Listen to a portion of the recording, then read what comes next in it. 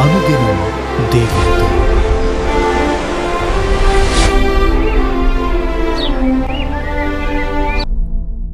Praise the Lord. అనుదినం దేవునితోనే కార్యక్రమాన్ని చూస్తున్న మీ అందరికీ మన ప్రభు అయిన రక్షకుడైన యేసుక్రీస్తు ఘనమైన నామంలో వందనాలు. ఉదయకాలం దేవుని వాక్యం చూసుకుందాం. యోహాను సువార్త 8వ అధ్యాయం 29వ వచనం. నన్ను పంపినవాడు నాకు తోడై ఉన్నాడు, ఆయనకిష్టమైన కార్యము నేను ఎల్లప్పుడూ చేయుదును, గనుక ఆయన నన్ను ఒంటరిగా విడిచిపెట్టలేదని చెప్పాను. దేవునికి ఇష్టమైన కార్యం మనం చేయడానికి పూనుకున్నప్పుడు ఆయన సన్నిధి మనతో ఎల్లప్పుడూ ఉంటుంది. దానికి ఒక గొప్ప ఉదాహరణ ఏమిటంటే అలహాబాదులో జరిగినటువంటి ఒక నిజమైన సంఘటన. జోసెఫ్ అనేటువంటి ఒక యవ్వనస్తుడు చిన్న వయసులోనే భయభక్తులతో పెరిగినాడు. దేవుని యందు భయభక్తులు కలిగి దేవుని వాక్యం పట్ల శ్రద్ధ కలిగి చాలా చక్కగా దేవుని సన్నిధిలో ప్రార్థన చేస్తూ పరిశుద్ధంగా జీవించడానికి ఆశ కలిగి ఉండేవాడు. బైబిల్ గ్రంథంలోని యోసేపులాగా నేను కూడా పరిశుద్ధంగా జీవించాలి అని ఎంతో తృష్ణ కలిగి ఉన్నాడు. కానీ యవ్వన కాలపు శోధనలు జయించడం అంత తేలిక అనిపించలేదు. జోసెఫ్ తల్లిదండ్రులు దేవుని సేవ జరిగించేవారు. వారు చిన్న వయసు నుంచి జోసెఫ్కు దేవునితో సహవాసం చేయడం నేర్పించినారు.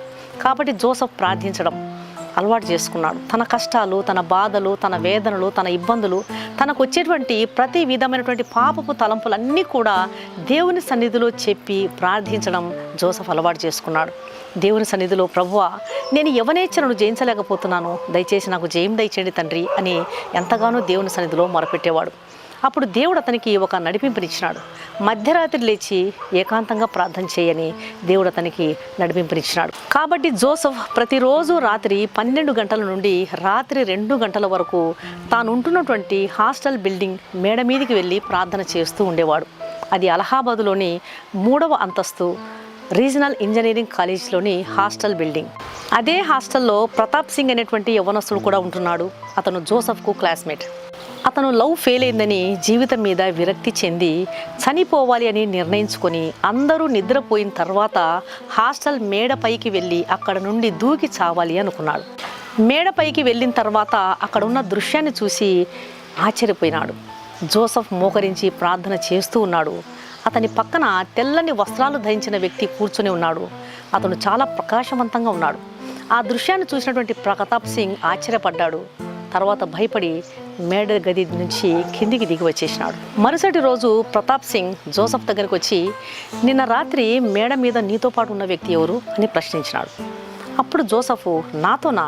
ఎవరు లేరే, నేను ఒంటరిగానే ప్రార్థన చేసుకుంటున్నాను. ప్రతిరోజు మధ్యరాత్రిలో ఒంటరిగా ప్రార్థన చేయడం నేను అలవాటు చేసుకున్నాను. ప్రతిరోజు నేను ఆ సమయంలో ప్రార్థన చేస్తుంటాను, నాతో పాటు ఎవరు లేరు అని చెప్పినాడు. అయితే ప్రతాప్ సింగ్, లేదు, నిన్న రాత్రి నువ్వు ప్రార్థన చేస్తున్నప్పుడు నీ ప్రక్కన ఒక వ్యక్తి ఉండడాన్ని నేను కల్లారా చూశానని ఖండితంగా చెప్తున్నాడు. నేను జీవితంలో విసిగి వేసారి ఆత్మహత్య చేసుకోవాలని చెప్పి మేడ మీదికి వచ్చినాను. అక్కడ నువ్వు ప్రార్థన చేస్తున్నావు, నీ ప్రక్కన ఒక ప్రకాశమానమైన వ్యక్తి కూర్చొని ఉండడాన్ని నేను కల్లారా చూశాను. అది చూసి నేను భయపడి కిందికి దిగి వచ్చాను అని చెప్పినాడు. అప్పుడు జోసెఫ్ తనతో పాటు ప్రభు ఉండడాన్ని ఈ వ్యక్తి చూశాడు అని గుర్తించి అతనికి తన రక్షణ సాక్ష్యాన్ని, దేవుని యొక్క ప్రేమను ప్రతాప్ సింగ్కు జోసెఫ్ వివరించినాడు.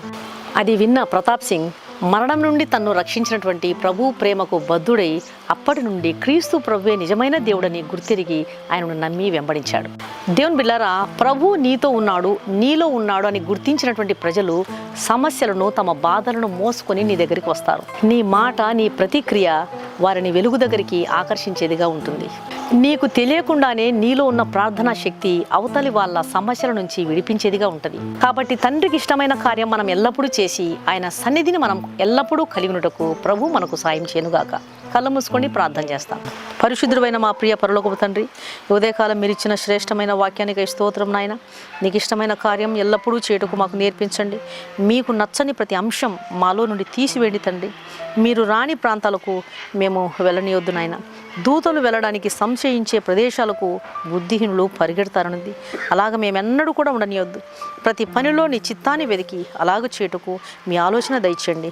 దయతో నా ప్రార్థన ఆలకించండి. ఈ వాక్యం వింటున్న మీ ప్రియ బిడ్డలందరినీ దర్శించండి. అనారోగ్యవంతులను ముట్టండి, తాకండి, స్వస్థపరచండి. ఎగ్జామ్స్ కోసం ప్రిపేర్ అవుతున్న ప్రతి బిడ్డకు మీరు జయము దయచేయండి. యేసు నామమున అడిగి వేడుకుంటున్నాను తండ్రి, ఆమేన్. ఈ వాక్యం విన్న ప్రియమైన దేవుని బిడ్డలారా, దయచేసి దేవుని వాక్యం అనేకులు విని మేలు పొందే విధంగా దేవుని వాక్యాన్ని షేర్ చేయండి. ఈ ఛానల్ను సబ్స్క్రైబ్ చేసుకోండి. మీ ప్రార్థన అవసరాలను కామెంట్ సెక్షన్లో తెలియజేసినట్లయితే మీ కొరకు తప్పకుండా ప్రార్థన చేస్తాం. ఈ వాక్యం విన్న మీలో ఇంకా రక్షణ పొందని వారు ఎవరైనా ఉన్నట్లయితే దయచేసి క్రీస్తు ప్రభువారికి మీ హృదయాన్ని ఇవ్వండి. ఆయన కలువరి శిలువలో మీ కొరకు కార్చినటువంటి విలువైన రక్తము చేత కడుగబడండి. ఆయన రక్తంలో కడుగబడకపోతే ఒక పాపికి రక్షణ దొరకదు, పాప క్షమాపణ దొరకదు, నిత్య జీవము దొరకదు. కాబట్టి ఆయన ఇచ్చే ఉచితమైన రక్షణను స్వీకరించండి. ప్రభు మీ ఆత్మను రక్షించునుగాక. God bless you.